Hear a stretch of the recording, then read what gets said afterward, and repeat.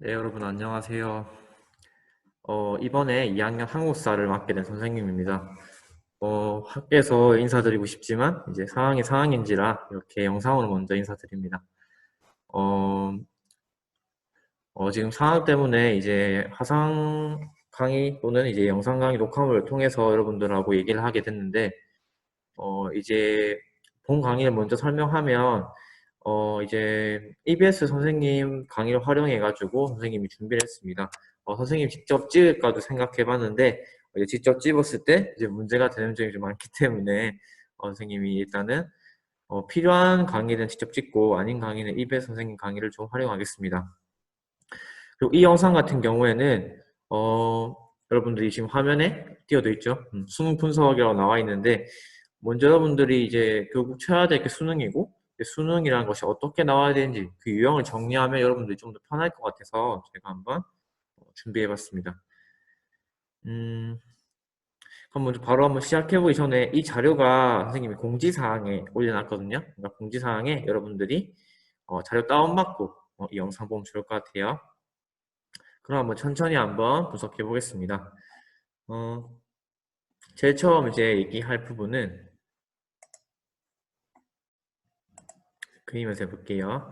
제일 처음 얘기할 부분은 저희가 4개년 정도 이제 선생님이 유형을 분석해 봤는데 큰 변화 없습니다. 근데 큰 변화가 줄 수 있다면 뭐 17년 이제 전후로 이제 조금 문제 경량이나 또는 문제 이제 배분이 달라졌다는 거 여러분들이 바로 확인할 수 있을 거예요. 여기 이제 보면 다 확인이 되죠. 그렇기 때문에 또 20년에 또 변화가 큰 게 한 게 있었는데 이게 지리 관련 문제라고 해서 이게 하나가 추가가 됐습니다. 이 문제 같은 경우에는 시대가 여러 가지 시대가 있는데 해당 지리의 사건이 어떤 게 있었는지 옳은지 그른지를 하는 설명이에요. 이거는 마지막에 함께 살펴볼 거고요. 한번 천천히 한 개씩 볼게요. 가장 먼저 볼 것은 선사시대입니다. 여러분이 아는 그 구석기, 신석기 알죠? 이제 이 내용이 이제 있는데 이 부분 같은 경우에 문제가 굉장히 쉽게 나와요. 특히 선생님 생각에는 특히 신석기와 청동기를 이제 구분할 줄 알면 거의 맞출 수 있을 것 같습니다. 왜냐하면 문제가 주로 유물이 나오고 또는 당시의 생활을 설명한 다음에 이제 이 시기에 해당된 것으로 알맞은 것은 이런 식으로 물어보기 때문에 여러분들이 신석기나 아니면 청동기가 가장 헷갈리거든요. 이것만 이제 구분할 수 있으면 이제 그 두 개보다 전인 것 같다면 구석기일 거고 후인 것 같다 하면 이제 철기 시대로 빠지게 됩니다. 그런 식으로 구분하면 여러분들 문제 없이 한 문제 가져갈 수 있어요. 그 다음에 이제 고대를 볼 건데 그래서 고대라는 거는 좀 구분이 애매하긴 해요. 선생님 근데 여기 고대에 포함시킨 게 이제 부여나 여기 마우스라서 잘 썼다. 이제 부여나 이제 그런 초기 국가도 포함해서 고대를 포함시키면 고구려, 백제 신라 그리고 통일 신라까지 이제 고대를 포함시킵니다. 근데 문제 배분을 보면 여러분 이제 20년부터 18년부터 이제 두 문제씩밖에 안 나오죠. 그렇기 때문에 그 넓은 기간을 이제 두 문제밖에 안 나오기 때문에 여러분들이 좀 더 편안하게 그리고 굵직굵직한 사건 위주로 이제 강의를 하면 될 것 같아요. 그래서 이 내용을 보면 이제 결국 나온 유형이 항상 이래요. 이 나라가 무엇일까? 이 나라가 무엇을 했을까? 예를 들어 처음 이제 자료를 설명합니다. 가령 뭐 화백회를 설명한다 하면 신라겠네. 신라의 뭐 다양한 뭐 유물이나 또는 뭐 신라와 관련된 여러 가지 내용 가지고 이 나라 한 게 뭘까요? 물어보면 여러분은 신라 내용을 찾으면 되겠죠. 쉽죠? 그 다음에 좀 어렵다면 사건의 순서 같은 거를 외워두면 좋을 것 같아요. 순서를 외운다는 게 어떤 의미냐면 예를 들어서 어떤 걸 할까? 이걸 해보겠습니다. 이제 낮에 동맹을 맺잖아요. 신라하고 백제가 동맹을 맺습니다. 이 동맹을 맺는데 결국 한강역을 함께 차지하게 되죠. 근데 신라가 혼자 한강역을 다 차지하기 위해서 백제를 배신하고 그러니까 전투가 일어난다. 그 다음에 이제 유명한 성왕이 죽게 되는 전투가 이제 관상도 전투다. 이런 식으로 저희가 순서를 알게 되면 여러분들 문제 푸는데 편합니다. 지금이 쉬운 한국사 문제이기 때문에 그렇게 어렵진 않겠지만 혹시나 가장 어렵게 나온다면 이제 시기 문제 또는 순서 문제가 아닐까라고 생각을 합니다. 그다음 마지막으로 해야 될 게 문화재인데 이 문화재는 이제 항상 나오진 않는데 경년식 뭐 19년, 17년 이런 식으로 나오긴 합니다. 그래서 문화재는 아무래도 고대 시대 때 남아있는 기록이 그렇게 많지 않다 보니까 가장 중요한 포인트 중 하나인 것 같아요. 문화재를 간략하게 특히 이때 문화재로 하면 주로 불상이겠죠. 불상 또는 벽화 그림 이런 거를 중심으로 정리해야 될 것 같습니다. 그 다음에 고려시대 한번 내용을 보도록 할게요. 고려시대 같은 경우에는 선생님이 구분해 놓은 게 전기왕, 예를 들면 뭐 광종이나 성종이 있겠죠. 전기왕이랑 그 다음에 후기왕, 대표적으로 공민왕이 있습니다. 이러한 왕의 업적, 외우기 힘들겠지만 대표적인 인물들이 무엇을 했는지는 알면 여러분들이 바로 문제를 파악하기 쉬울 것 같아요.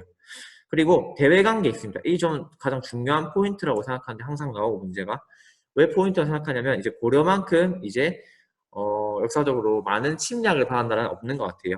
고려 같은 경우에 처음에 거란, 요 나라죠. 쳐들어오게 되고 두 번째로 여진, 그러니까 금나라죠. 그 다음에 이제 몽골, 몽골은 원나라까지 해서 이제 간섭을 받게 되는 시기까지 저희가 배우게 될 겁니다.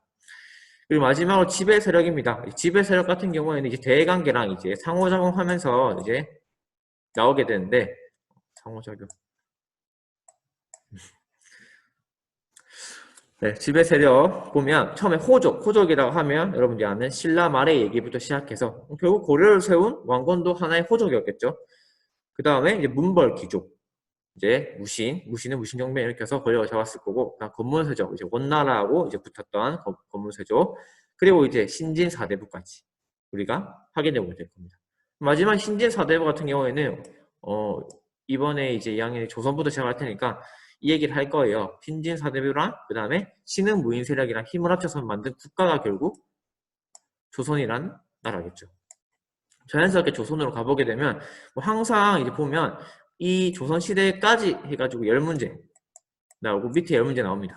근데 그 중에 이제 맞추고 이제 틀리고를 한다면 여러분 조선 시대가 가장 많이 틀린 분 하나예요. 왜냐하면 일단 내용이 방대합니다. 내용이 왜 방대하냐면 고려 시대까지는 자료가 그렇게 많이 안 남아 있어요. 삼국사기, 유사, 그 다음에 많은 문화재들을 통해서 우리가 알 수 있는데 그럼 양이 매우 작겠죠. 근데 조선시대 같은 경우는 여러분 잘 알고 있는 뭐 왕조실록만 하더라도 엄청나죠. 아마 교실 다 채워도 부족할 것 같은데 그렇기 때문에 이제 다양한 유형의 문제가 나올 수 있어요. 뭐 사료를 낸다든지 뭐 대화하는 물은 있는데 이렇게 누구냐고 묻는다든지. 그래서 선생님이 이거는 뭐 키워드를 뽑자면 뽑을 수는 있지만 전체적인 내용 보는 게 중요하다고 생각해서 이렇게 적어놨습니다.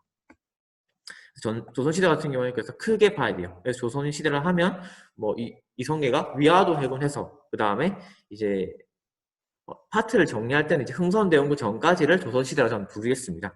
물론 조선이 망하게 되는 거는 이제 일제강점기 때 이제 시작하면서 1910년에 엄연히 따지면 망하지만 여러분 우리가 배울 때는 좀 나눠서 배우는 게 편합니다. 문제도 이렇게 여러 문제씩 나오니까 이어서 이제 흥선대원구부터 일제강점기 전까지 해본다면 짧은 시기인데 매우 봐야 할 내용이 많아요. 이제 문제도 짧은 시기인데 세 문제가 나오죠. 그죠? 조선시대는 엄청 500년의 역사라고 하는데 그렇게 긴 시기 동안 이렇게 세 문제가 나오는데 흥선대원군부터 일제강점기 전은 목격해봤자 100년도 안 돼요. 네. 그 짧은 역사 이렇게 많은 게 있기 때문에 봐야 할 내용인 것 같습니다. 그래서 그 포인트를 보자면 저는 동학 농민운동 전과 후가 가장 중요한 것 같아요. 왜냐하면 동학농민운동까지 하나의 덩어리가 있는 것 같고 그 다음에 동학농민운동 후에 또 하나의 덩어리가 있습니다. 물론 경제 파트 따로 있겠지만 이렇게 여러분이 정리하는 게 좀 편할 것 같습니다. 문제 자체가 항상 세 문제 정도 나왔습니다. 그렇기 때문에 외울 때 동학농민운동 전에 약간 1.5문제, 후에 1.5문제 이런 식으로 이제 염두에 두면 좋을 것 같아요. 물론 내용이 그렇게 많지는 않지만 기간이 짧기 때문에 좀 꼼꼼히 봐야 되는 측면이 있습니다. 계속해서 오기 전에 선생님 좀 지울게요. 이 전체에 지우는 기능이 없어서 이렇게 수동으로 지우도록 하겠습니다. 자, 이제 이어서 마지막이 아니네. 일제강점기 쪽도 해보겠습니다. 자, 여기 보면 어떻게 나와 있냐면 일제강점기 우리가 배울 포인트는 딱 세 가지로 정리할 수 있을 것 같아요. 물론 제일 중요한 포인트는 연도별로 파악하는 겁니다. 10년대 뭐 했는지, 20년대, 30년대, 40년대 각각 뭐 했는지를 구분할 수 있는 게 가장 중요한 것 같아요. 그 다음 또 중요한 게 있다면 우리가 당한 것, 우리가 일제강점기라는 가슴 아픈 역사를 가지고 있죠. 그동안 조선 또는 이제 우리나라겠죠. 우리나라가 당한 그 과정을 살펴보고 어떻게 우리를 괴롭혔는지 라고 표현한다면 그 부분에서도 문제가 나올 수 있고, 그 다음에 제일 중요한 건 당연히 저항한 것이겠죠. 우리가 이렇게 힘든 과정에 우리나라가 여러 사람들이 어떻게 저항을 했는지, 뭐 직접 전쟁을 하자라고 말하는 사람도 있을 거고, 외교를 통해 해결하자, 국가적인 외교를 통해서 이제 해결하자는 마음도 있을 거고, 뭐 교육을 우선하자 이런 식으로 다양한 저항 방법이 있는데, 그러한 것들 중심으로 이제 준비해준다면 일제강점기 네 문제가 나오기 때문에, 일제강점기도 기간은 짧죠. 10년부터 45년 가니까 35년 가서 역사가 짧기 때문에, 그래서 여러분들은 이제 저항한 것에 초점을 맞춰가지고 외우면서, 물론 연도별로 그것이 언제 무엇을 저항인지가 가장 중요하겠죠. 마지막으로 현대 파트가 제일 어찌 보면 그냥 준다라는 느낌이 들 정도로 매우 쉽게 나옵니다. 어떻게 나오냐면 대통령 시기별로 사건이 어떻게 돼 있고, 마지막 중요한 통일 문제. 통일 문제는 원래 매년 나왔었는데 이제 경년에 한 번씩 좀 나오는 것 같아요. 그래서 여러분들 치는 22년 수능에는 아마 통일 문제 또 나올 수 있으니까 정리해보는 게 좋을 것 같지만, 통일 문제는 한 페이지 요약이 가능할 것 같아요. 각 대통령이 어떤 걸 했고 그것이 뭐고 내용이 뭔지를 원래는 이전에 물어봤었는데, 지금은 그 대통령이 무엇을 했는지 중심으로 이 대통령 때 어떠한 통일 정책을 했나라는 문제가 자주 나옵니다. 그 다음 대통령 시기별 사건이라 하면 우리가 이승만 대통령부터 시작해가지고 최근까지는 안 오겠지만 역사적으로 그래도 노태우 정권까지는 우리가 사건을 좀 보는 게 좋을 것 같아요. 물론 김영삼 이후에 이제 문민정부가 있지만 그 내용 같은 경우는 좀 가까운 역사이기 때문에 시험 문제에서 잘 안 냅니다. 그렇기 때문에 뭐 정리한다면 김영삼 대통령까지 정리하는 게 의미가 있을 것 같네요. 그다음 마지막으로 이제 지리 관련 문제를 선생님이 보여주고 싶은데, 잠시만요. 이거를 아마 이렇게 하면 보일 거예요. 보이겠죠? 자, 7번 문제를 보면 딱 지리 관련 문제, 이게 20년 수능 문제로 되어 있죠. 문제를 보면 여기 지역이 나와 있죠. 경원, 의주, 부산, 울돌목 이렇게 지역이 나와 있고, 원래는 선생님이 뭐라 했죠? 아까는 시대, 시기별로 이제 파트를 나눌 수가 있었는데 이거는 시기를 좀 초월한 문제예요. 예를 들자면 기억을 보겠습니다. 여진을 몰아내고 개척한 육진 중 한 곳이다. 여러분들 고려 배웠죠? 이게 옳고 그냐를 떠나서 고려 시대에 대한 내용이죠. 근데 대조형이 나와요. 대조형은 발해를 세운 사람이네요.